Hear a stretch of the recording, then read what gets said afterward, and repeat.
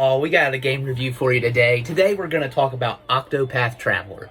So this was a game that came out a few summers ago, and it was a huge deal. It took the gaming world by storm. No one saw it coming, and everyone was really big onto it. And this was a game that I bought at launch. I played it a little bit on my Nintendo Switch, but after a certain point, I decided, this isn't for me right now, and I fell off of it. A lot of it was I bought it because I was getting ready to travel for work. Played it then, and then when I got home, I just fell off of it. I don't really play my Switch very much unless I'm traveling, and so that's what happened there. But Steam Deck came in. I wanted to give this game another shot because it's been on Game Pass, and it was a game that when I played it on the Switch originally, I was interested in. I had been enjoying my time with it, so I wanted to see, did I really fall off of it because I got home, or was I also just not vibing with it as much as I thought I remembered vibing with it, even though this game seems like it's right up my alley. It's a turn-based RPG, which I have gotten really big into the turn-based RPGs. And then it's a JRPG, which, sometimes I'm really in on JRPGs. Other times they get a little too JRPG-y, but it was, it was still along the lines of a game that I would like to play.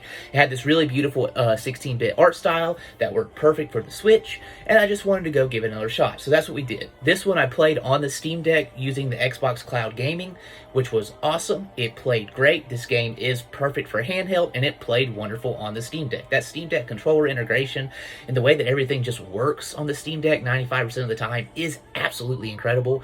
I love my Steam Deck. Just, another just shameless pitch for go get a Steam Deck because that thing is awesome. I love being able to play stuff in bed at the end of the night when my girlfriend wants to have stuff on the TV. So it's perfect for that. Okay, so back to the game that we're actually talking about though. Octopath Traveler. As mentioned, the art style is absolutely beautiful. The 16-bit style they did, but they updated it to look like a game that released, I think it was 2018. It's beautiful. The game is a very pretty game.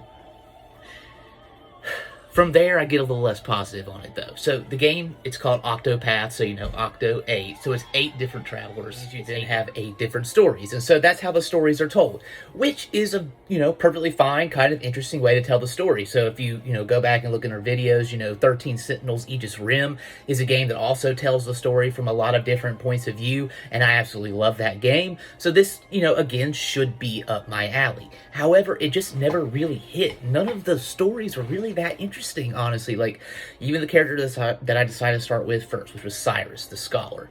His story is just kind of a trope. It's like, oh, you get kicked out of school because they think that you're doing something with the princess that you should be doing because someone lied about it because they were jealous. And it's just like, oh, yay, okay, whatever, that's okay, I guess. And then he's going to go find this magical tome, this ancient magical tome, supposedly. And it's a lot of just really kind of generic, not very interesting stories. And there's 8 different characters, 8 different stories, and none of them are really that interesting. That's not a good place to start. And I kept hoping that, okay, well, this makes sense. You're doing the first chapter for each character. They're not going to have anything to do with each other because they're just now starting their journey, and then as they come across each other, then you're going to have their stories actually intertwine. And in the 20 hours that I played, that never really seemed to happen. So now that I've mentioned the 20 hours, let's get to the brunt of my feelings about this game and what really kind of threw me off. So this game is a typical turn-based RPG combat style game, which, again, I enjoy those kind of games. I really like the turn-based. I like being able to sit there, think through what I want to do next, set up a combo, whatever. I enjoy that gameplay style. And for the most part, I enjoyed it with this game. It does have some interesting concepts. Every time you do an attack, you can build up. I don't remember what they called it, but you can build up stuff to then add to your attack to give it more power later on, and then you can kind of balance when you want to use that. You can wait until you can do 3 add-ons to it, or you can just do 1 if you think you need to go in and do something quick. You have enemies that are vulnerable to certain damage types, certain weapon types. When you do that, you help break their guard, help break their shield, which then leaves them more vulnerable. It will stun them for a turn. All of that was interesting enough, fine enough. I was enjoying it fine for the most part.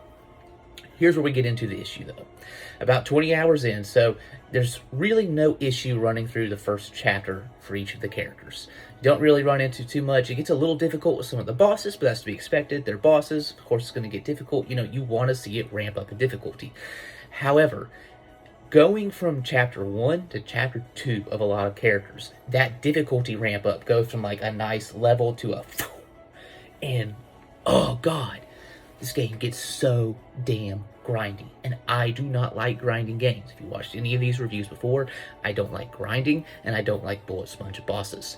And because you have to grind so much, a lot of the bosses start to feel bullet spongy here, and it is so damn frustrating, especially because even when you're grinding, there's no easy, quick solution to leveling up characters quickly. And in one of the weird throwbacks to the way games used to be, in this game, your characters that aren't a part of your party, remember there's 8 characters, you don't get to have them all in your party, they don't level up or gain experience unless they're in your party. So you can be focusing on, say Cyrus, for instance. You're focusing on Cyrus's story, so you got him, and you have a couple. I think it's 3. You can have up to 4 in your party. So you have 3 other characters that, for the most part, complement him pretty well. Okay, yep, good. But then the second you get done with his story, let's say the next one that you need to go to is someone that was sitting on your bench.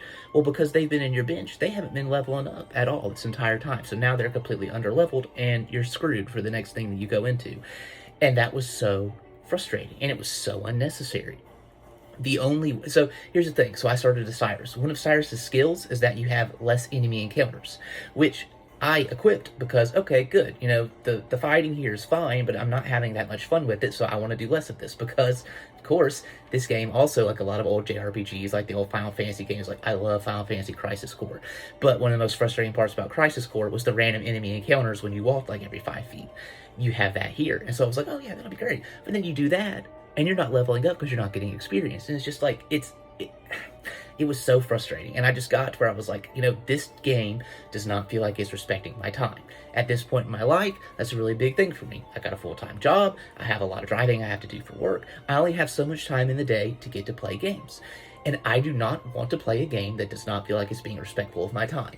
And the second a game is very clearly expecting me to grind for no reason other than we want to act like this game is hard, so you have to grind really hard, that's it for me. So, even though I'd already put 20 hours in, which, let's be honest, is not an insignificant amount of time to be playing a game, I called it on this one. Usually, I'm not going to call it. Usually, I'm not going to stop playing a game just because I'm, getting frustrated. I don't like to feel like I haven't played the entire game before reviewing it and stuff. But, I know there's a lot of big outlets, they do that all the time. And honestly, I feel like I've played everything I need to here. None of the stories are ones that I feel like I need to see through. I'm not desperately wanting to know what happens to Cyrus. I honestly don't give a shit. And that's a part of the game's problem too. And so I just called it. I wasn't having fun. I was getting frustrated, and there's no point in playing a game that you're frustrated or not having fun with, and that's where I was at with this one.